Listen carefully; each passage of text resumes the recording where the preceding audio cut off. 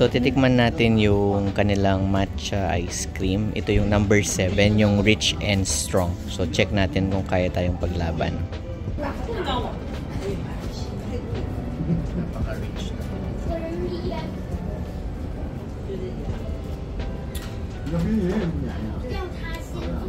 Tapang siya. Pure na pure yung matcha niya.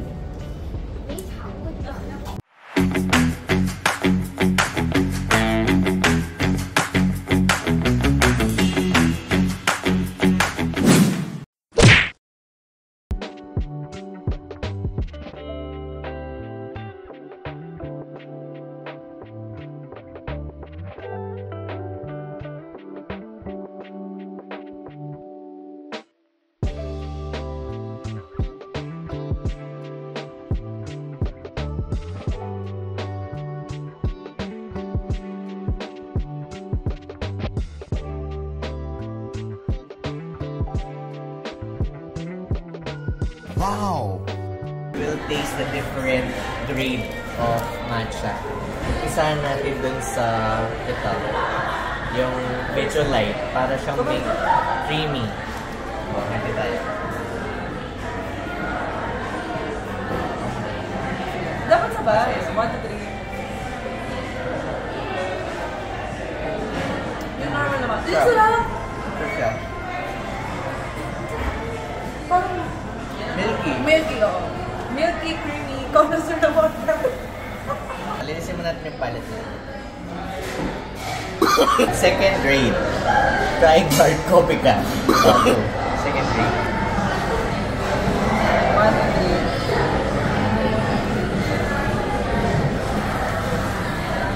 3. Ako siya. Hindi ganun ka-creamy. Hindi, pero okay siya. Hindi kasi parang halata yung ano. Okay, mag-shift ng flavor na.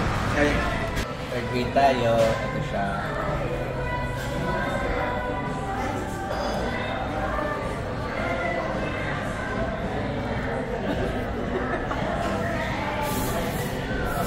Okay pa din. Okay pa. Oh. Kaya.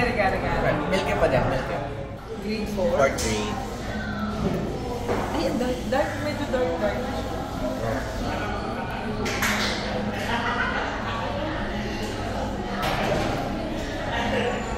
Okay.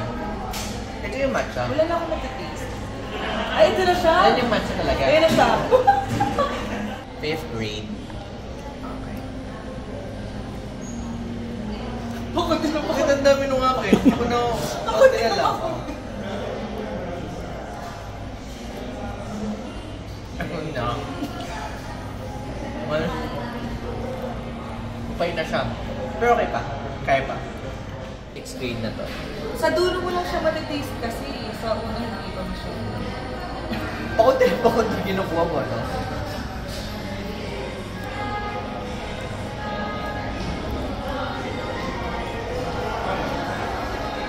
Matapang na siya.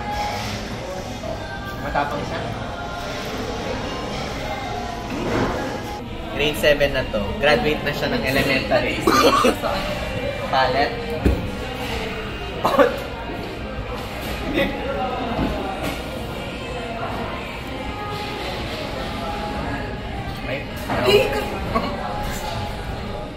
Makikita nyo naman kung ano yung kung ilan yung natitira. So, alam mo kung yung lasa niya. Oh, let's go to the last. Hojicha. So, hojicha na to.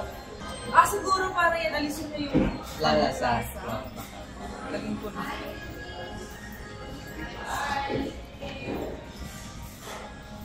Okay, tara. Hindi yung hojicha para siya pinitin. Oo nga. Mapaalis na calories. Ay, oo nga. Yeah, okay yan. So, anong favorite mo dito sa? Ako siguro, yung 7. Ito? Ito? Oh. Eh, yun siguro. Hindi ako yung pang 4. 4. Sarap. Ako yung 2. Yes, sweet pa niya eh. Oo Sweet nga. pa, sobrang sweet pa niya dyan eh. Mas okay ako sa 2. Ako yung 1 and sa 2 and 3, okay pa. Pag 5 pa isda. Pero ito pang palinis naman siya. Oo, yun. Naalis siya. Good experience, guys. Oo.